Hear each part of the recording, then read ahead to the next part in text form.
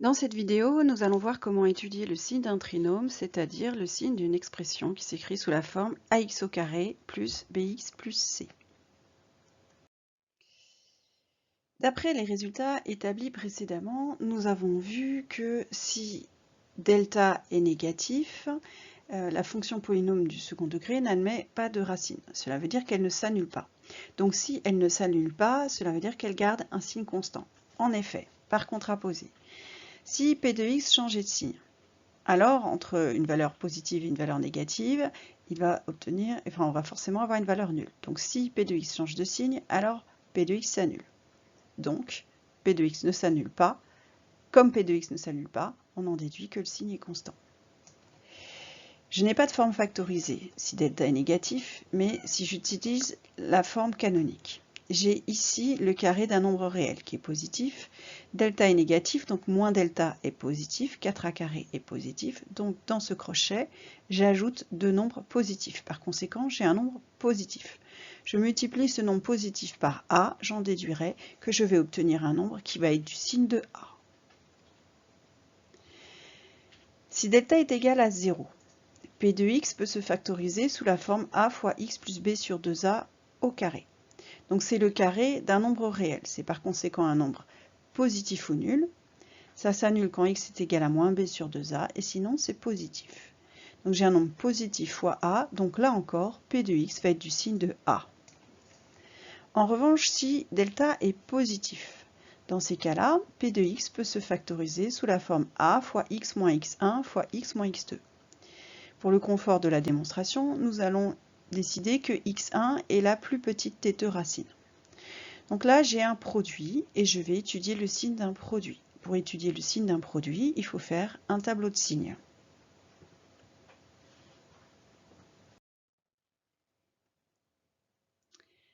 Donc voici mon tableau de signes. J'ai le produit de trois facteurs a, x moins x1, x moins x2. Et j'en déduis le signe de p de x.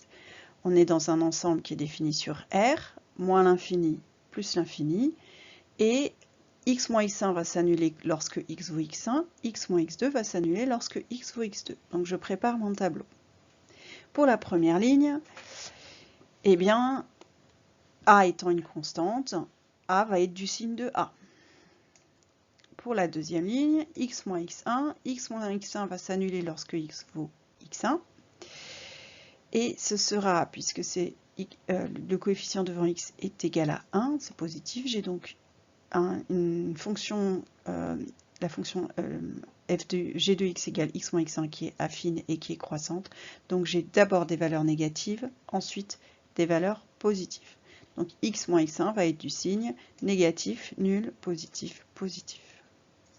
X moins x2, pareil, s'annule lorsque x est égal à x2. Avant x2, c'est négatif. Après x2, c'est positif.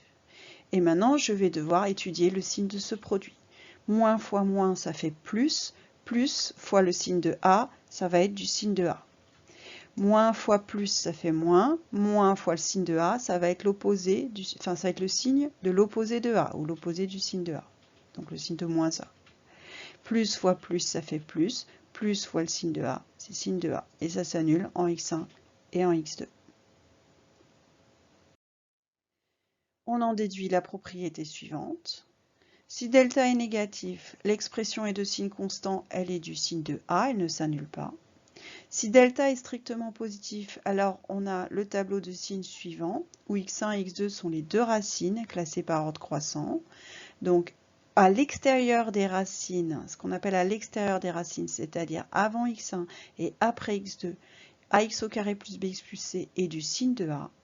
À l'intérieur des racines, c'est-à-dire entre les deux, ax au carré plus bx plus c est du signe opposé à celui de a. Donc quand a est positif, on aura plus, moins, plus.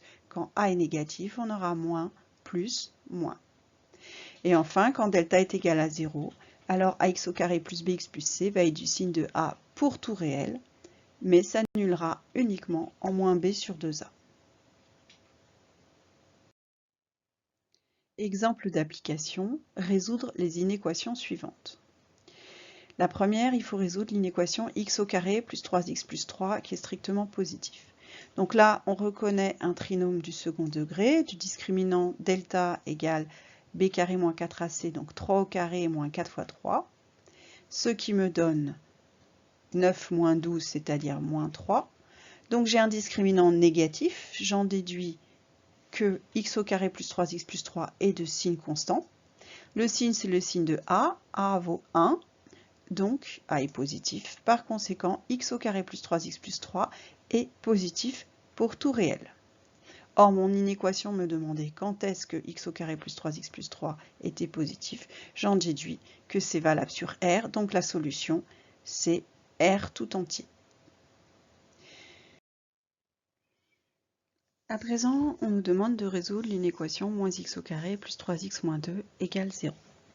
Première méthode, on peut remarquer que x1 égale 1 est racine évidente. En effet, moins 1 plus 3 moins 2, ça fait 0. Donc si 1 est racine évidente, cela veut dire que la deuxième solution, je l'obtiens en utilisant par exemple le produit des racines. Donc x1 fois x2 égale c sur a, c'est-à-dire moins 2 sur moins 1. Donc 1 fois x2 égale 2, et donc x2 est égal à 2. Autre méthode, plus générale, celle où on n'a pas de racine évidente, je calcule le discriminant. Delta égale b carré moins 4ac, donc 3 au carré moins 4 fois moins 1 moins 2, ce qui me donne 9 moins 8, c'est-à-dire 1. Delta est positif, donc le polynôme admet deux racines réelles qui sont x1 égale moins 3 moins b moins racine carrée de delta sur 2a, donc moins 3 moins 1 sur 2 fois moins 1, ce qui me donne 2, et x2 égale moins 3 plus 1 sur 2 fois moins 1, ce qui me donne 1. On a échangé les noms des deux racines, mais cela n'a aucune importance. Maintenant que j'ai les deux racines réelles, je regarde le signe de a. Alors ici, je regarde et je vois que a est égal à moins 1. A est donc négatif et j'en déduis le tableau de signes. Donc je suis sur R, donc x il est entre moins l'infini et plus l'infini. Les deux racines sont dans l'ordre 1 et 2. J'ai a qui est négatif, c'est du signe de a à l'extérieur des racines. Donc sur les côtés, je mets moins et à l'intérieur, je mets plus. J'en déduis que cette expression moins x au carré plus 3x moins 2 est supérieure ou égale à 0 lorsque c'est positif, donc sur l'intervalle 1, 2.